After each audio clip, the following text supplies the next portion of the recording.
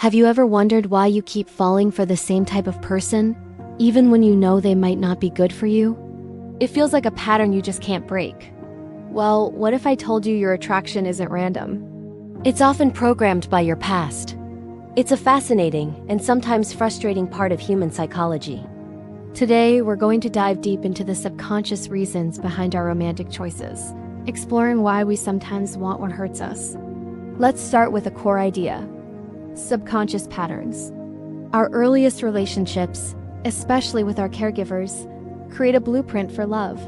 This blueprint, stored deep in our subconscious, defines what feels familiar and normal in a relationship.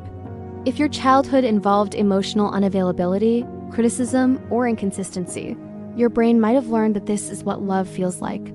So, as an adult, when you meet someone who displays these same traits, your subconscious mind flags them as familiar. It's not a conscious choice. It's an automatic recognition system saying, "Hey, I know this dynamic. This feels like home, even if that home was a painful place to be." This is why you might find yourself drawn to emotionally distant partners or people who need fixing, because on a deep level, your mind is trying to resolve old wounds by replaying familiar scenarios.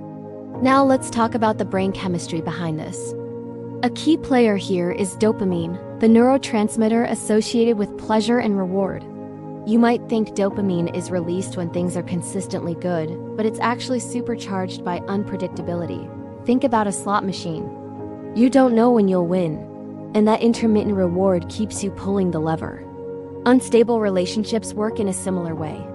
The cycle of amazing highs followed by sudden lows, the constant uncertainty of "do they love me today?" creates a powerful dopamine roller coaster.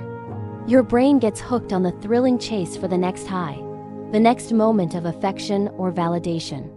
This can be so intense that it's often mistaken for deep passion or chemistry.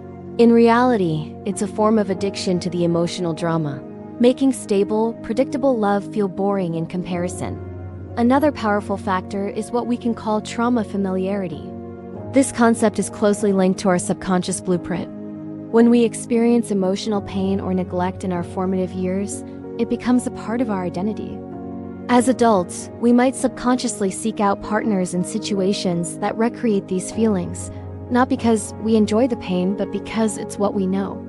There's a strange comfort in the familiar, even if it's a familiar ache. It's like your emotional immune system is calibrated to a certain level of stress. A healthy, secure relationship might feel so foreign that it's unsettling. Your mind might even sabotage it because it doesn't know how to operate in a peaceful environment. It's trying to return to the emotional baseline it learned long ago. Resolving this isn't about blaming yourself. It's about recognizing the pattern and understanding its origins. So, how do we break free from these destructive patterns? The first and most crucial step is awareness. Simply understanding why you're drawn to certain types of people is incredibly empowering. It moves the issue from "what's wrong with me?" to "what happened to me?" Start by reflecting on your past relationships and your childhood. What patterns do you see? What emotional dynamics feel familiar? Journaling can be a fantastic tool for this. Write down how different interactions make you feel. When you feel that intense, urgent spark, pause and ask yourself, is this genuine connection? Or is it my brain getting a hit of that unpredictable dopamine? Is this feeling of comfort true safety, or is it just the familiarity of an old wound? The next step is to consciously define what a healthy relationship looks like for you. What qualities do you truly want in a partner? Think about things like consistency, open communication, mutual respect, and emotional safety. Write them down. Keep this list handy and refer to it when you meet someone new. This helps you move from subconscious, feeling-based decisions to conscious, value-based ones. It takes practice. At first, a stable and secure person might not give you that familiar, intense rush, and your brain might label it as boring. You have to learn to retrain your nervous system to associate peace with safety, not boredom. Give kindness and consistency a chance to grow on you. This journey is about developing emotional intelligence. It's about learning to listen to your emotions without letting them hijack your decisions. It's about healing your past so you can build a healthier future.